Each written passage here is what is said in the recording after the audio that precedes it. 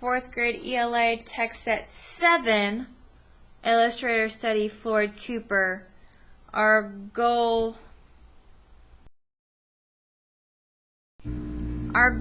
is to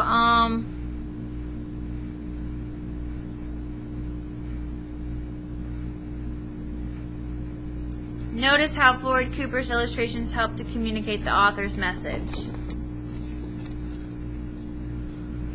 Alright, we are going to read all these books from Floyd Cooper.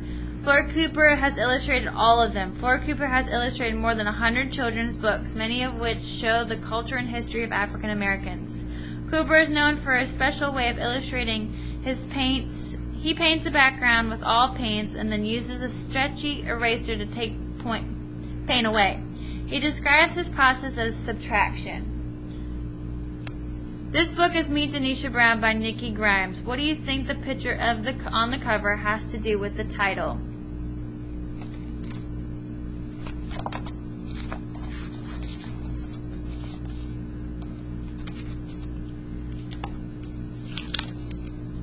You ought to meet Danitra Brown. You ought to meet Danitra Brown, the most splendiferous girl in town. I ought to know, 'cause she's my friend. She's not afraid to take a dare.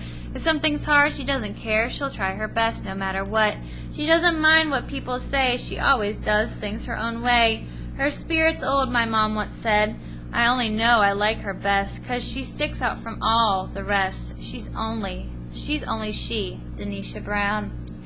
So what do the words on these pages look like to you? This story is written as a group of poems. A title appears on each page, and the writing is broken into shorter lines. Did you notice any rhythm or rhymes?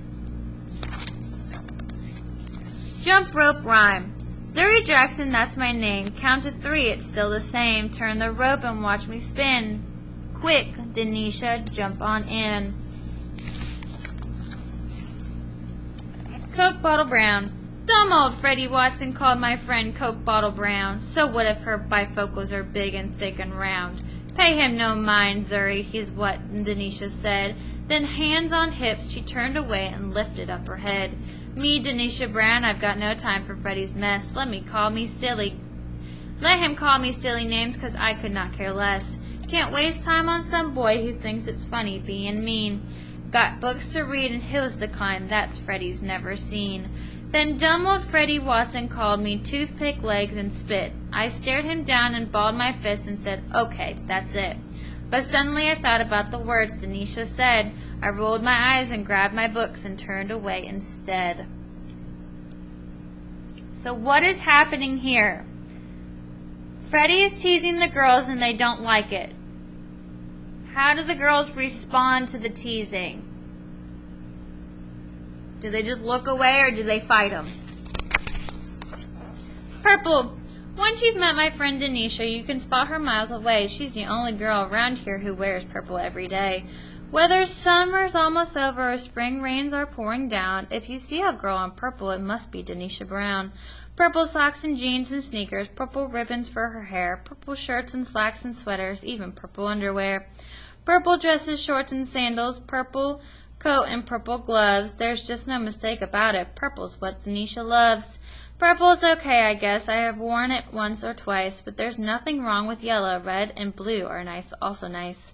So one day I asked Danitra if once in a while, for fun, she would wear another color, just to surprise everyone. But her mom has told her stories about queens in Timbuktu, and it seems like they all wore people, never red or green or blue.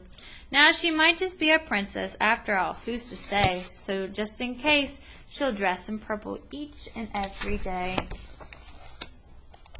Ladies of the house, Danitra's mom had a cold the other day. Danitra couldn't even come outside to play. She had to cook and clean, is what Danitra said. Got to take care of things while my mom is in bed. So I kept Danitra company, because that's what friends are for. We washed up the dishes and we swept the kitchen floor. We took soup to her mom. I was quiet as a mouse. It was serious work. We were the ladies of the house. Culture. Mom says I need culture, whatever that means. Then she irons some dumb dress, makes me take off my jeans, drags me to the theater for some stupid show.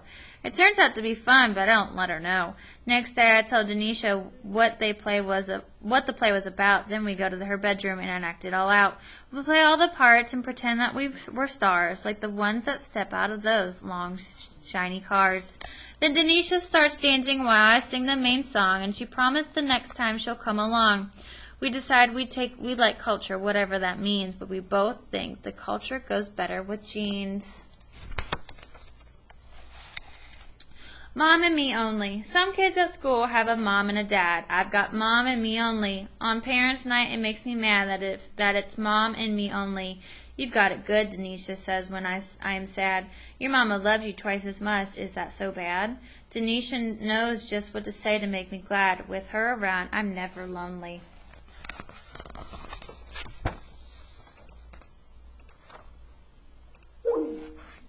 Sweet Blackberry. Denisha says my skin's like double chocolate fudge 'cause I'm so dark. The kids at school say it another way. You so black, girl, they say. At night people might think you ain't nothing but a piece of sky. I never cry, but inside there's a hurting place. I make sure no one sees it on my face. Then Mama tells me, next time, honey, you just say, the blacker the berry, the sweeter the juice. Now that's what I do. I sure wish I had told them that before. Those kids don't bother teasing me no more. So we've heard a couple of ways that Denisha's a good friend to Zuri. What are some of the ways Denisha supports her friends? The secret. Denisha's scared of pigeons. I promised not to tell that I opened my big mouth and out the secret fell. I tried to shove it right back in, though it was much too late. I told her I was sorry, but Denisha didn't wait. What kind of friend are you? She yelled before she stomped away. She wouldn't badly say a word to me the whole next day. She finally forgave me, but not until I swore to never ever give away a secret anymore.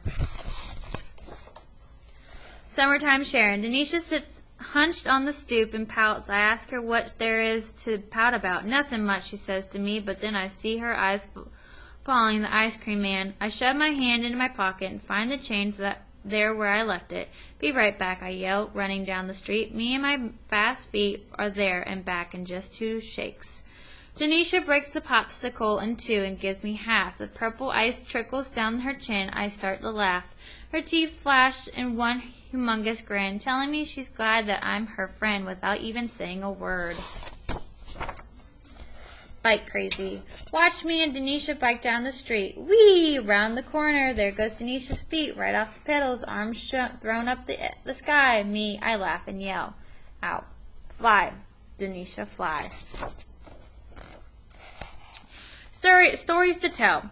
Denisha says she's going to win the Nobel Prize, and I can tell by looking in her eyes how much she means it. I see her writing rhymes and stories in a book. She slips a page to me and lets me look. Like it's our secret, she writes about our friends, our neighborhood, and me, the places that we'll go and what we'll be when we grow up. Some teachers say Denisha's rhymes are wrong because some of her lines are extra long. I think they're perfect. If Denisha says she's going to win the Nobel Prize, I double dare anyone to roll his eyes. I know she'll do it. So Zuri believes Denisha is going to win the Nobel Prize. That's a very important prize for writing literature. Why is Zuri so confident? What does this tell us about Denisha?